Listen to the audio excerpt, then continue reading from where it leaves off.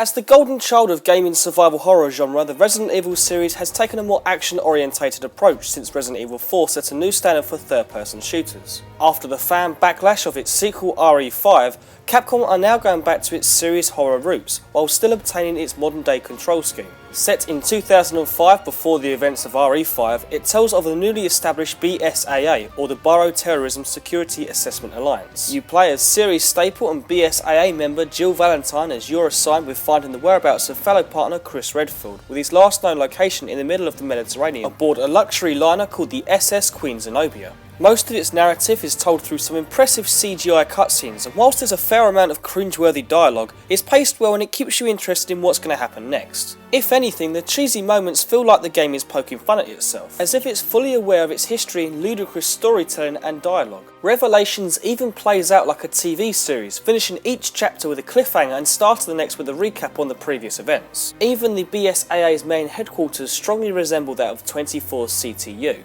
Despite all the breakaway story, Revelations doesn't forget that it's a Resident Evil game. It has its fair amount of jump scares that may seem cheap, but work in some cases with its long, dark, winding corridors as monsters make stomach-wrenching cries before they jump on you. Gone are the typical zombies and more human-like Las Plagas from RE4, and in are the new creatures called the Ooze. Whilst somewhat more intimidating in appearance, they're defeated in much the same way as the Las Plagas, just without any satisfying headshots, making the Ooze somewhat less enjoyable to shoot.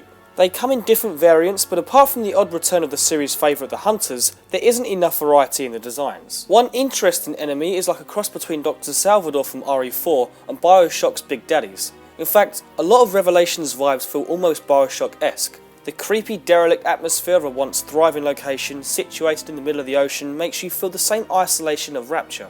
Of course, that's not a bad trait to have. There are some genuinely freaky moments that make you dread what hides behind the next door, and this happens throughout the game's entirety, not just the beginning, which results in Revelations feeling nicely paced. It does, however, suffer from infrequent difficulty spikes, but it strangely works here in the context of horror. Just when you think you're safe, Revelations will throw another heart-wrenching curveball your way as you desperately try to survive. Key to survival is ammo for the various weapons you pick up along the way.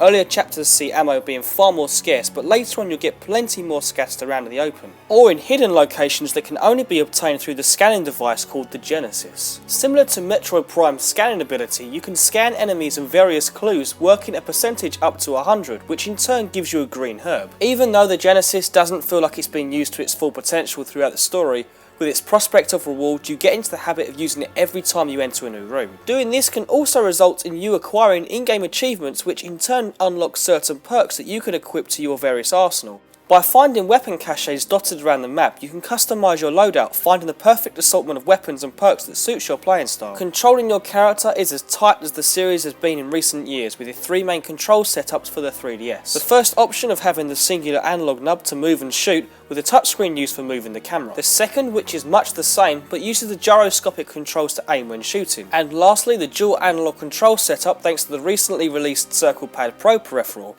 which overall is just a more consistent, comfortable and accurate method. Visually, Revelations is the best the 3DS has to offer yet, containing extremely detailed environments, character models and lighting effects that truly immerse you in its world. There are some horrendously noticeable slowdown during lift segments. Luckily, these technical issues never raise their ugly head during the main gameplay, but they do remove you from the overall experience, breaking its flow. The 3D itself is very impressive, that sucks you in further, even having options in-game to adjust how far the depth goes, ranging from the tolerable standard of the 3DS to unnecessary depths that even Nintendo never intended. On top of the main story mode that will last you anywhere around the 10-hour mark, there's the all-new Raid mode. Unlike the timed affair of the Mercenaries, Raid instead pits you in selected sections of the main story missions with the objective to eradicate all of the enemies. Earlier missions are straightforward waves, but later on they become slightly more involved, but never much past a little backtracking to unlock previously inaccessible doors. With its level up based structure of the weapons and enemies, as well as health bars and plenty of numbers, Raid mode feels decidedly more RPG-like. Add in the fact that the entirety of Raid mode can be played offline or online with another player, with almost no lag, and you have a mode that's deeper and lengthier than the Mercenaries 3D. All in all, Resident Evil Revelations is a meaty package that proves it's as much part of the main series as the likes of Code Veronica.